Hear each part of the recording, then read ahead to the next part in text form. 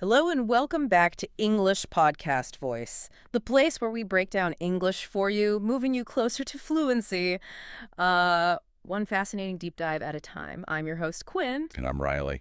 It is so good to connect with all of you today. Our mission is, well, it's to be your expert guides, cutting through all that information overload Totally. and just extracting the absolute most essential knowledge you need to speak English with confidence and with zero stress.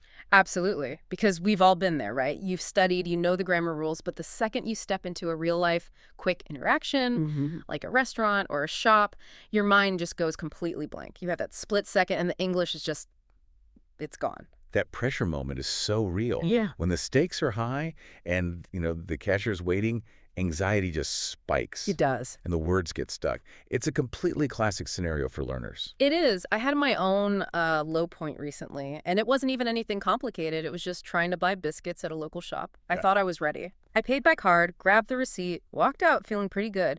A few minutes later, I look at the receipt, and I had been charged for the biscuits twice. Oh, no. So I had to walk all the way back, face this very fast-speaking cashier, and try to explain that I was, overcharged. Right. And that I needed a refund. All while feeling my cheeks turn bright red. It was stressful, my English felt broken, and honestly, I just wanted the ground to swallow me whole. That transactional friction, that is exactly what stops people from progressing. You're navigating prices, correcting errors, managing social rules, all at once. And if you don't have the language ready, the pressure is just immense. That's why we're deep diving into practical situational English today, from the restaurant order to fixing that tricky supermarket error. But here's where it gets really interesting, based on the research we collected. Did you know that feeling of failure, that stress from my biscuit fiasco, is actually an incredible opportunity? It sounds counterintuitive, but it's true. We're going to explain why making mistakes is actually essential information for your brain and why you should, actively seek them out. We'll get to that later on in the deep dive. Right. We're not just giving you phrases. We have the psychological secrets that turn feeling shy into feeling confident and hopeful. And speaking of stressful moments, I have a pop quiz for you later. Ooh, I love a pop quiz. To test if you know the absolutely crucial difference between the British term bill and the American check when you're finishing your meal. I feel like I'm ready for the challenge. Or maybe I'm not ready yet. There you go. I'm using the magic word already. That's the spirit. You're already applying the concepts. Before we jump into dissecting all this, we have a mandatory request for you, our listener. If you find these deep dives helpful, please just take 1 second, click that like button right now, and subscribe to English Podcast Voice. Your support really does help us keep these detailed lessons coming. It ensures we can deliver this depth of analysis every single week. Our mission today is laser focused. We are dissecting real-life situational English. In the restaurant, at the grocery store, and most importantly, the crucial learning mindset strategies that really support long-term success. We want B1 learners like you to move past anxiety and speak with zero stress and maximum confidence. Exactly. Okay, let's unpack this. We're starting at the restaurant door, the very first interaction. The sources we looked at, they really emphasize breaking down the dining experience into these tiny, manageable steps. Why is that structure, that chronology, so important for a learner? It's important because it's a brilliant pedagogical tool. It's known as chronological scaffolding. Okay, wait, hold on. Chronological scaffolding as an anxiety reducer, that sounds like something I'd read in an academic paper, not something that helps me order a hamburger. What does that really mean in, plain English? That's a great challenge. We need to simplify the jargon right away. Think of it like this. Here's an analogy. Learning restaurant English step-by-step arrival first, then the menu, then the order, then payment. It's like following a simple pre-drawn map with clearly marked rest stops. I love that. So instead of trying to look at the whole complicated journey, I just have to worry about the first turn on the map. Precisely. And let's compare that. The stuck approach is when you try to remember every possible sentence for every possible scenario all at once. Right, which is impossible. It forces your brain into what's called cognitive overload. That's what causes the dreaded mind blank. So this sequential breakdown, the scaffolding, it minimizes that cognitive burden. When you walk in, the only phrases you need are about arrival. That's it. So if I know the first step is only asking for a table, the only phrases I need are super simple, like, hello, a table for two, please. Yes. That immediate success, that must lower my anxiety instantly. It absolutely does. And in a real-world scenario, that efficiency, a simple, polite, direct statement, it models how to successfully start the interaction.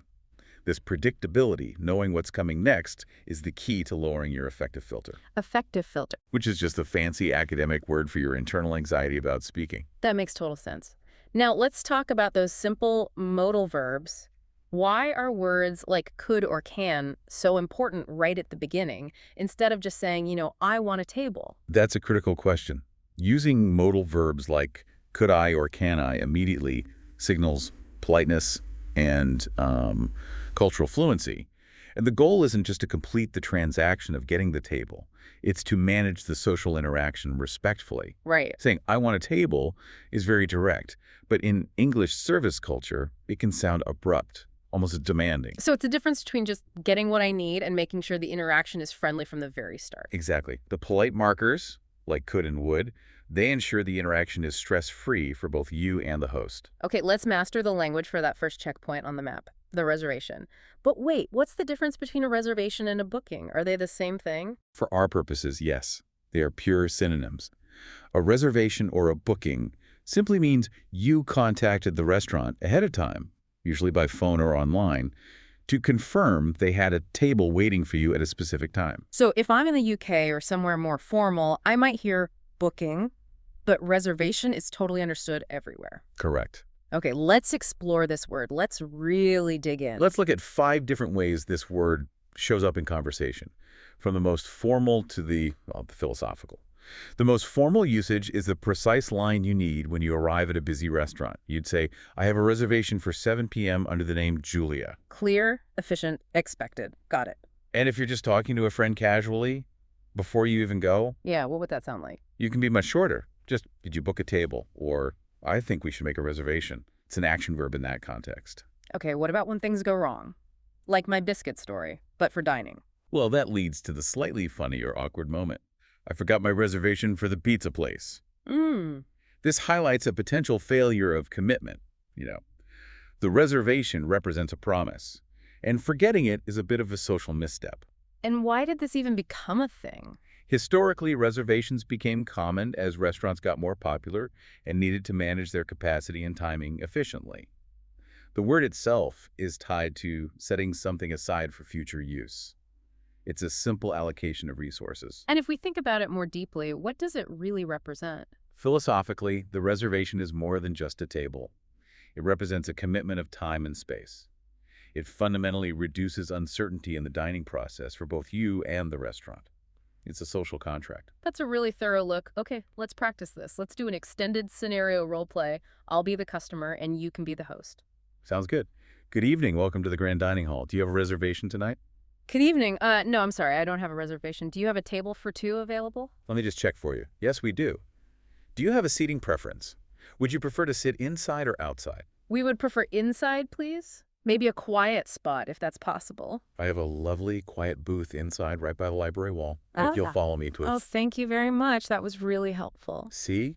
Notice how you said, I don't have a reservation, but you immediately followed up with a polite modal. Do you have a table? That's the perfect low-stress flow. Great. Now let's get those common phrases that go along with the word, the collocations. Right, the collocations and nuances. 5 essential ones here. 1, to make a reservation. That's the key action verb. Okay. 2, under the name of, essential for the host to find your booking quickly.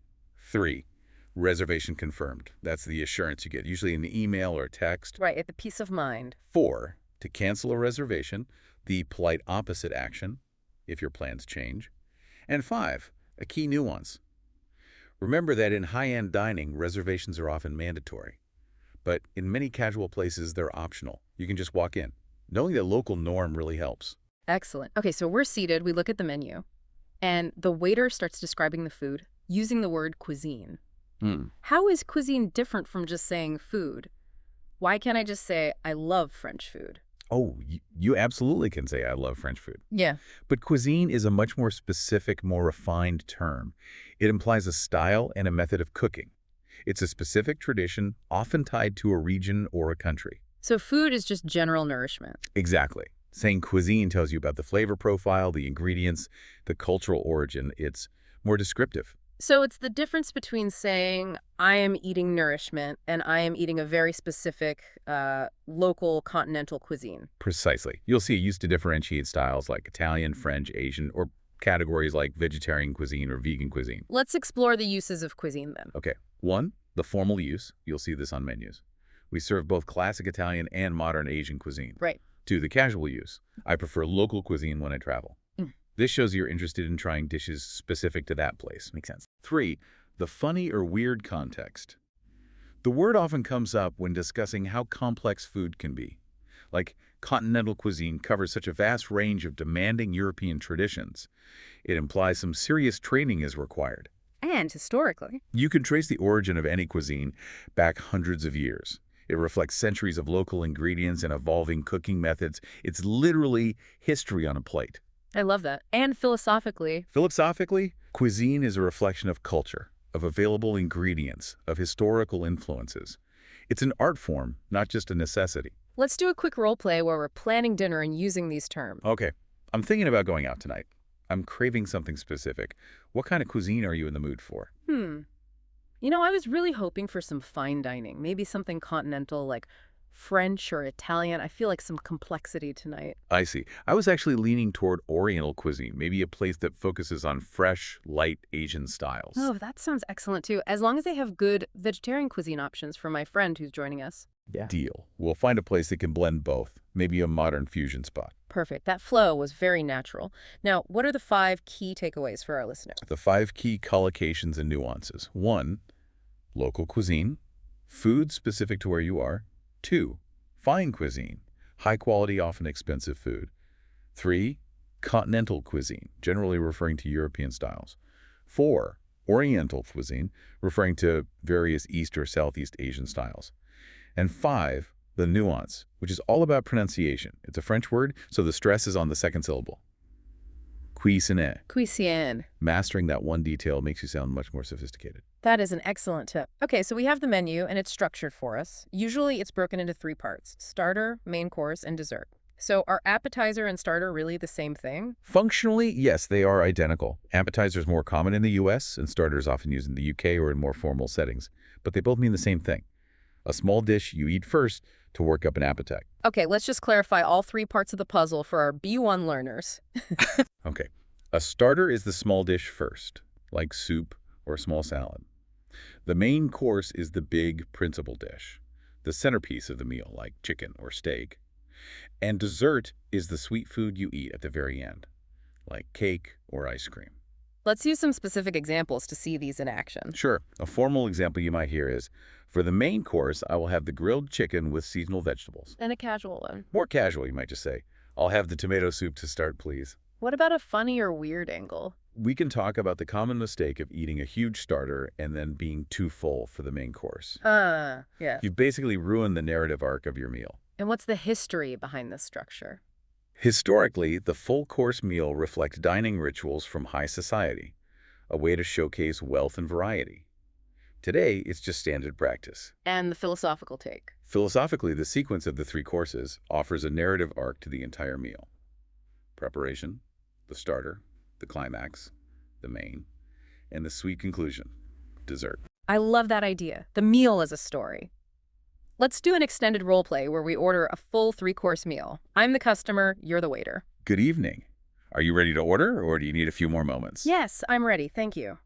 To start, I'd like the Caesar salad, please. Excellent choice. And for your main course today? I'll have the roasted duck breast. Could you ask the chef for the skin to be extra crispy? Of course. Yeah. And what about dessert? Would you like to see the dessert menu now, or would you prefer to order it later? I think I'll skip the dessert tonight, but I would like to order a glass of sparkling water now, please. Absolutely. I'll bring your salad and water right away. That was incredibly smooth. I tried to use I'd like, and I'll have there. Precisely. And let's look at the essential related concepts from that. 5 key collocations. 1, a full course meal, which means all 3 parts. 2, today's special, a dish of the day, often with fresh ingredients and sometimes a bit cheaper. Right. 3, a side dish, a small extra dish that comes with the main, like fries or rice. You might ask to swap them. Right, exactly. Can I switch the potatoes for a side dish of rice? 4, to skip dessert, a very common phrase. And 5, a nuance. Always remember the drink order often comes before the food order, so be ready for that separate question right after you sit down. Okay, let's move into the core transaction, the ordering itself. The sources we looked at are so strict about the difference between I want and the polite phrases. I mean, let's be blunt. If a learner says, I want a soda, the waiter will understand them. So why is that mistake so important to fix? That's a critical question. You're right, you will be understood. But using I want breaks the social contract of the service interaction. It's so direct that in English service culture, it sounds demanding or abrupt. We call this a lack of pragmatic competence. Okay, there's that fancy phrase again, Now, pragmatic competence. For someone just trying not to be rude, what's the simplest way to think about that? it just means knowing the unwritten social rules. The language is structured to acknowledge the effort and service of the person helping you. So the key phrases are, I'd like and I'll have. I would like is the most polite, formal way. It softens the request. And I'll have is the natural, faster contraction of I will have, Okay. which native speakers use all the time. So I'll have is efficient, and I'd like is more formal politeness. Let's see 5 examples to really show this difference. Okay, 1, formal. I would like the soup of the day, please. This is respectful and perfect for any setting. 2, casual. I'll have the burger, cooked medium. Quick and very common. What about a funny example? You can make a demanding order sound polite. I'll have the biggest ice cream sundae on the menu, please. The polite phrase saves the slightly over-the-top request. Huh, right. Historically, the evolution of polite modals like would reflects a cultural preference for indirectness in requests. You're framing them as questions, not commands. And philosophically, Philosophically, the language choice reflects respect for the service worker. It turns a simple transaction into a positive, shared social moment. okay, let's do a role play. We'll order the fish of the day and try to use these polite phrases in a dynamic way. Welcome back. Have you decided on your main dish? Yes, I have. I'd like to start by asking a question. What is the fish of the day? Today we have the grilled sea bass with a fresh herb sauce. Oh, that sounds wonderful. I think I'll have the grilled sea bass, please. Excellent choice. And would you like any side dish with that? Could I have the steamed vegetables instead of the potatoes? Certainly. I'll put that order in immediately. Thank you. That felt really comfortable and polite. Now, what are the 5 essential phrases related to ordering? Okay. 1, I'd like to ask a question. Always use this to start an inquiry politely. 2, I'll have water. The contraction is quick and very common for drinks. 3, I'd like to complain. Crucially, even when you're complaining, you have to use these politeness markers. That's a good point. 4, would you like? That's the waiter's standard question. It models the politeness back to you. And 5, the nuance. Never ever forget please and thank you. They are non-negotiable. They complete the politeness loop. Wonderful. Now let's move to the end, paying the price. We have to talk about the regional split, bill versus check. Why are there 2 words for the exact same thing? It's purely a geographical difference, a classic linguistic split. The bill is what you ask for in the UK and in many formal settings internationally. The check is the exact same thing, but that's the default word in the US. So I really need to know my region before I ask. Okay, let's explore how this term is used. Okay, number 1, formal. The most polite way to ask is, could we have the bill check, please? Yeah. 2, casual. If you make eye contact with a waiter, you could just say, I'm ready to pay now. You bypass the now entirely. And the funny one. The universal hand sign for requesting the bill, where you pretend to sign a piece of paper in the air, that's understood everywhere. It shows how important nonverbal cues can be. Historically, the term check in this context might relate to verification checking the items against the cost. Bill is older and more universal. And the philosophical take on the bill. Philosophically, the bill signifies the transactional climax of the meal. It concludes the whole service cycle and transitions you back into the real world. Let's do a role play of asking for the payment and confirming the method. I see you finished your coffee. Was everything to your satisfaction? Everything was delicious, thank you. Could we have the check, please? Of course. I have your check right here. How would you like to pay today? Cash or credit card? I'll pay with my credit card, please. Takes card and machine back. Here is your card and your receipt. Thank you very much for dining with us. Thank you for the excellent service. Have a good evening. That was a perfect closing loop. Now, 5 key terms related to the bill or check. 1, to split the bill. To divide the cost between people. 2, to foot the bill, an informal idiom meaning to pay for everyone. Ah, a good one to know. 3, to pay by card cash, standard phrases. 4, total bill, the final price, including tax. And 5, a nuance. As the customer, you have to understand related terms like change the money you get back and receipt, the little paper that proves you paid. That leads us perfectly into the social rules of money tipping and splitting the cost. Tipping is so different everywhere. It is. An analogy I like is that tipping is like applause for the service staff. It's a voluntary thank you for good performance. And we need to compare asking for the bill with the action of asking to split the cost. Exactly. You can just ask, can we split the bill? But the sources gave us that fantastic idiom that shows real cultural fluency. Go Dutch. Go Dutch. I love that phrase. What exactly does it mean and when would I use it? So go Dutch means each person pays only for their own part of the meal. It's socially appropriate to say, let's go Dutch with friends, especially if you order things with very different prices. It's quicker and cleaner than dividing the whole bill. And what about tipping etiquette? In the U.S., 15 to 20% is common. The sources gave 2 clear, stress-free ways to communicate a tip. If you're paying by card, you just say, and add a nice tip for you. If you're paying with cash, you can just say, keep the change. But the most crucial question for a learner in a new country is service included? Absolutely. That phrase is your financial safety net. If service is included, you generally don't need to tip extra. So always ask if you're unsure of the local custom. Okay, final key vocabulary for this section, and it's all about safety. Allergic to. How is that different from saying, I don't like mushrooms? Well, the difference is literally life and death. One is a preference, the other is a serious health and safety issue. Being allergic to something means you have a severe negative reaction to an ingredient. It can make you seriously sick. We have to emphasize this language. It's about self-protection. Exactly. Let's explore this. A formal example. Yeah. You have to be precise. I'm severely allergic to shellfish. Is the sauce safe for me? And casually? You still prioritize health. No nuts, please. I'm allergic. Hmm. The funny or weird angle is just discussing the increased awareness of allergens, the substances that cause the reaction. It's become mandatory on menus everywhere. And that's a relatively new thing historically. Yes. The push for consumer health protection has led to mandatory labeling on menus. And philosophically, mastering this language is critical for health protection. It's arguably the most important transactional phrase a learner can master. Let's do a brief role play on checking ingredients because of an allergy.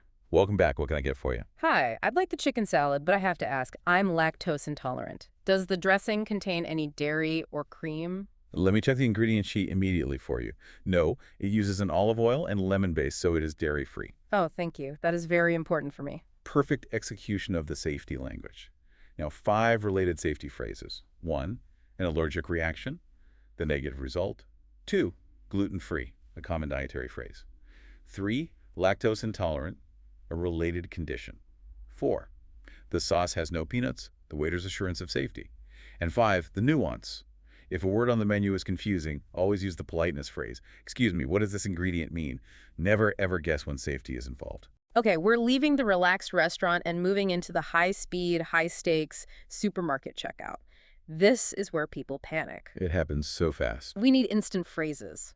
Let's start with modern payment. Contactless payment. What does contactless actually mean? The word sounds so intimidating. It sounds huge, but the concept is very simple. Contactless payment is a method that doesn't require inserting a card.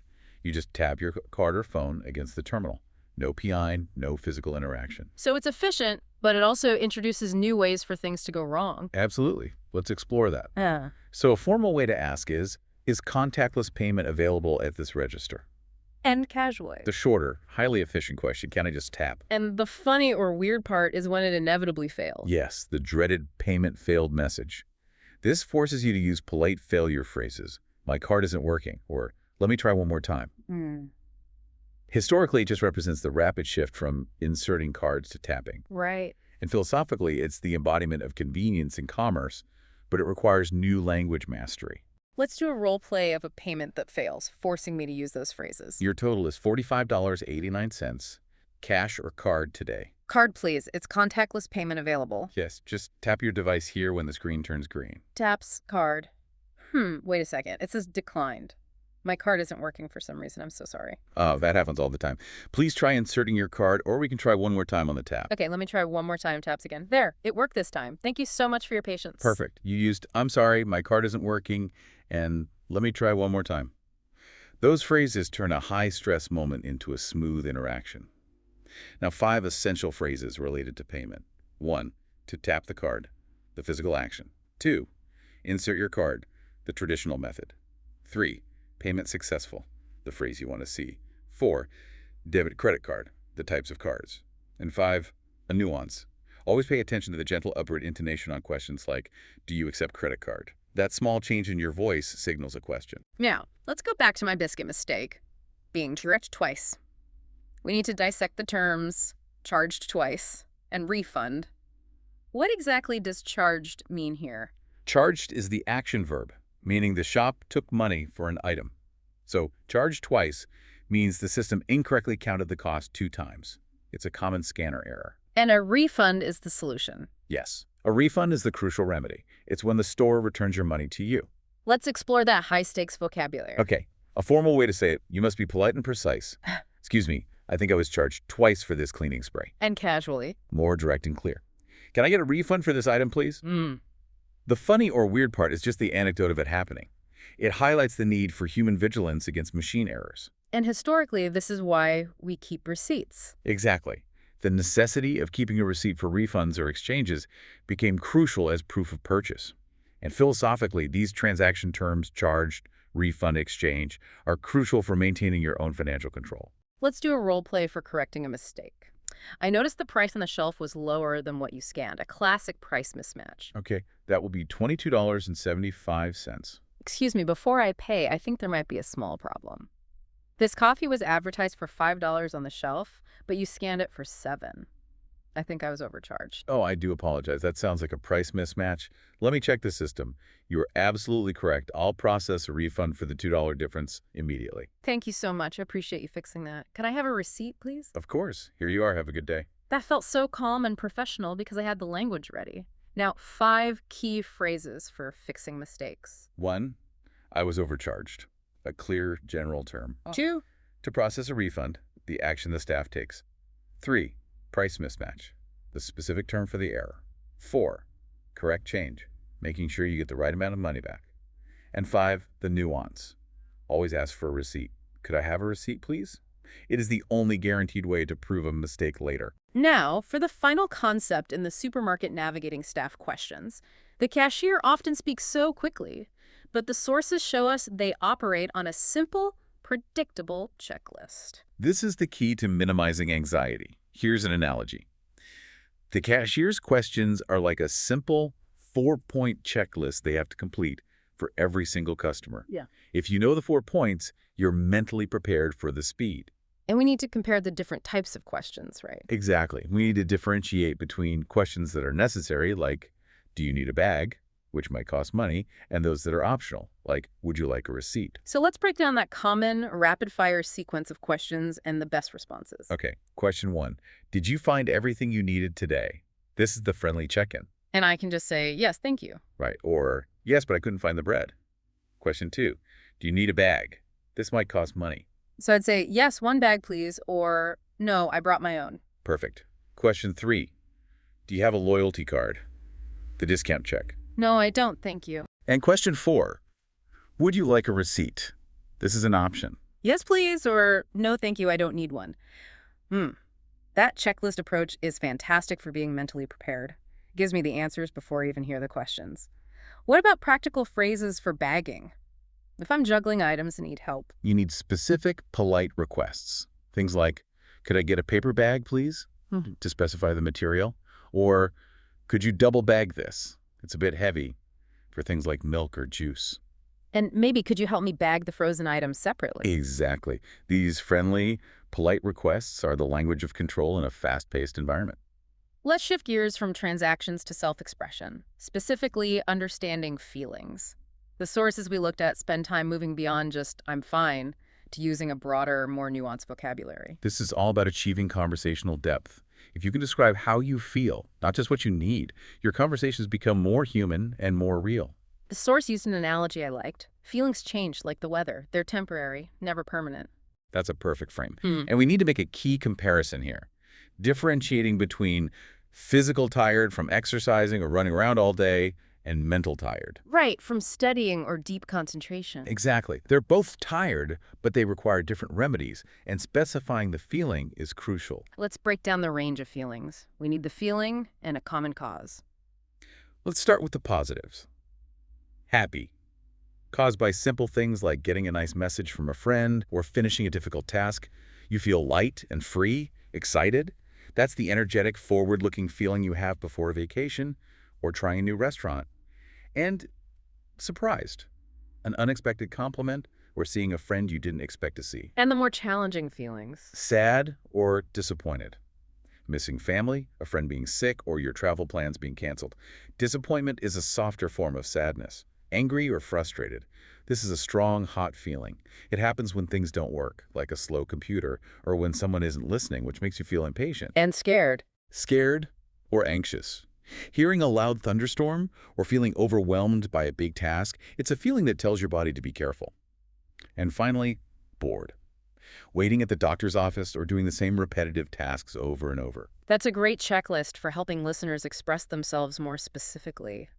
Now let's go back to food vocabulary, focusing on quality.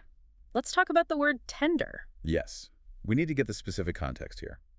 How is tender different from the general adjective soft? I'd say soft is general. A pillow is soft, a cloud is soft. Exactly. Tender is used specifically for food, especially meat or vegetables.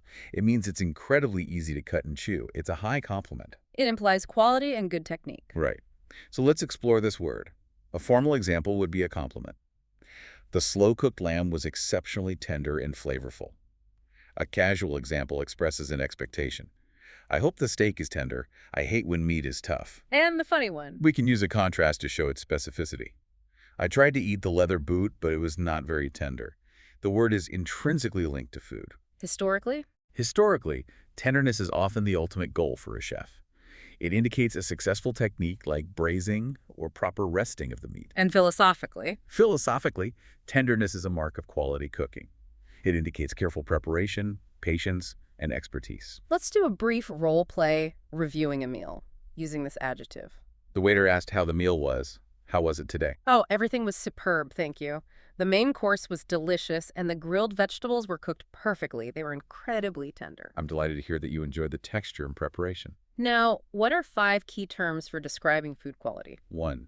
Tender meat, the most common collocation. 2. Tender vegetables, for perfectly cooked produce. 3. Tender texture, describing the feeling in your mouth. 4. Cooked until tender, an instruction you see in recipes. And 5. A nuance. We can also discuss spicy levels, mild, medium, hot, and how to request changes, like, could you make the sauce mild, please? Okay, now we are diving into a concept that uses a French phrase but is completely mandatory in the professional English kitchen, mise en place. Why does a B1 learner need to know this French term? Because it is a specific, non-negotiable professional term used in English-speaking kitchens everywhere. Mise en place is French for everything in its place. But what does it mean for me, the home cook? It refers to the professional practice of preparing all your ingredients, chopping all the vegetables, measuring all the spices before you even turn on the stove. So it's the idea that preparation minimizes future panic. Exactly. Let's explore it. In a formal context, it's a command from the head chef. The team must complete their mise en place perfectly before the dinner rush. Casually, you can apply it to your own life. I need to do my mise en place before I start cooking tonight, or it'll take too long. Right. The funny or weird angle is that preparation is key to managing stress in a busy kitchen. If your onions are already chopped, you stay calm under pressure. Historically, this concept is foundational in classical French technique. And philosophically? Philosophically, mise en place is a powerful principle for life. Planning ahead reduces future stress in any domain, not just cooking. Let's do a brief role play discussing cooking tips using the term. I want to try making a complex curry tonight, but I always get overwhelmed halfway through. The secret is simple. Always read the entire recipe first and then complete your mise en place. So I should chop all the ginger and garlic before I even turn on the pan. Exactly. Organization is key to success in the kitchen. Okay, now 5 key related terms. 1. To prepare the mise en place, the key action. 2. Organization is key, the core belief. 3. Plan ahead, the life application. 4. Prep work, the simpler English term for it. And 5, a nuance. We often say cooking is both art, creativity, presentation, and science measurement. Steps. Mise en place supports the science side, ensuring accuracy. Okay, this is the most critical section of the entire deep dive. We're moving beyond vocabulary and into the psychological strategies that unlock fluency. We need to dissect the growing mindset. But first, what is that terrible, paralyzing feeling of the stuck mindset? The stuck mindset is that voice in your head that makes you feel stupid, shy, and want to stop learning. It says, I am bad at this, or I will never learn English. It focuses on permanence and failure. And the growing mindset is the antidote. What's the definition using that plant analogy? The growing mindset is the belief that your abilities can be developed through dedication and hard work, just like a plant grows stronger every day. It focuses on effort, not talent, and it says, I am learning this. Let's explore the hopefulness of that shift. A formal example is how it reframes failure. I am learning this process, and I will succeed. Casually, it just feels hopeful, not finished. It's a feeling of progress, not finality. And the weird comparison. You can compare the stuck feeling to being physically stuck in mud paralyzing. The growing mindset is free and open. Historically, this concept is huge in education. It proves that effort and strategy matter more than any perceived natural talent. And philosophically. The growing mindset actively opens the door to the future. It replaces shame about failure with anticipation of success. Let's do a short role play of responding to a common sad thought that traps learners. I feel terrible. I've studied English for a year, and I still can't understand movies without subtitles. I'll never learn. Stop. That is the stuck mindset talking. You have to use the growing thought. You say, I am learning. Okay, I am learning. I am getting better with every movie I watch. Now, what are 5 active steps to maintain this mindset? 1, to change your thinking. It's an active choice. 2, to feel hopeful, the emotional reward. 3, to see your thoughts. The first step is just identifying if a thought is stuck or growing. 4, learning is a journey. It emphasizes the long-term, step-by-step nature. And 5, a nuance. We have to acknowledge that feeling sad makes you want to stop. The mindset shift is a crucial motivational tool to push past that. And the one magic tiny word that embodies this entire philosophy, yet. So after my biscuit mistake, if I'm feeling stressed, why is adding this 2-letter word so powerful? Because it kills finality. It is a word of hope. The definition is simple. It's a word you add to the end of a negative statement to indicate that the situation is temporary and progress is expected. It means not now, but maybe later. So if I say I am not fluent, that's a closed door. But the moment I say I am not fluent yet, I've opened the door to the future. Exactly. Let's explore its power 5 times. 1, formal. I do not understand the entire technical manual yet. It removes the finality. 2, casual. I cannot speak English fluently yet. This transforms a huge obstacle into a temporary goal. The funny one. Applying it to any big goal, I am not a millionaire yet. It reminds you, the game is still ongoing. Historically, yet, linguistically changes a statement from finished to ongoing. And philosophically. Yet takes that sad, final feeling away. It signals that you are still on the journey and that success is simply deferred, not denied. Let's do a role play, turning 5 common stuck thoughts into growing thoughts by adding yet. Okay, here's a thought. I cannot understand the native speaker's accent. You cannot understand the accent yet. I am afraid to talk to native speakers because I might make a mistake. You are afraid to talk to native speakers yet. I do not have a strong enough vocabulary to argue my point. You do not have a strong vocabulary to argue your point yet. I still need to use a translator sometimes. You still need to use a translator sometimes yet. Okay, last one. I felt really stupid when I tried to order my coffee this morning. You felt stupid ordering your coffee yet. The next time you'll feel more confident. That is incredible. I feel the shift in energy immediately. It really is like a breath of hope. 5 key uses of yet outside of learning. 1, not ready yet. A common statement about timing. 2, haven't decided yet. Used when making choices. 3, to open the door for the future, the conceptual role. 4, just need more time, the practical implication. And 5, a nuance. Contrast the feeling of I am lost and stuck versus I just need more time, I will find the way, which is the feeling of yet. This leads to the most important concept from the source. Mistakes are friends. Let's go back to that baby me analogy. Why must we change how we view our errors? So the analogy is that making a mistake is like a baby learning to walk. The source gives the example of baby Mia falling down. When she falls, you don't call her stupid, you cheer her on. Yeah. The mistake is just necessary information for the brain about balance. So when I messed up with the biscuits, I shouldn't have felt stupid. I should have thanked my brain for gathering information. Exactly. The stuck mindset says, I feel stupid. The growing mindset sees the mistake as pure information. It tells your brain, oh, the cashier didn't understand that word. I must try a different word next time. Mistakes are information, not failure. Now let's talk about the practical application of this, the one brick strategy. We know learning English is a huge mountain. What's the mistake most learners make? They look straight at the top. They say, I must climb the whole mountain today, or I must study for 5 hours straight. This intensity leads to exhaustion, burnout, and quitting. The solution then is to only focus on the next step, the one brick. Yes. Don't try to build a whole wall. Just lay one brick perfectly. This means, today I will learn 2 new action verbs perfectly, or today I will listen to 1 English song. And the key principle? Consistency over intensity. Practicing for just 5 minutes every single day is so much better than studying for one long, grueling 3-hour session once a week. The final learning strategy is a technique that physically turns passive listening into productive speaking, shadowing. Tell us exactly what shadowing is and why it's more than just repeating. It is so much more than simple repetition. Shadowing is a technique where you repeat speech immediately after a native speaker, like a real-time echo.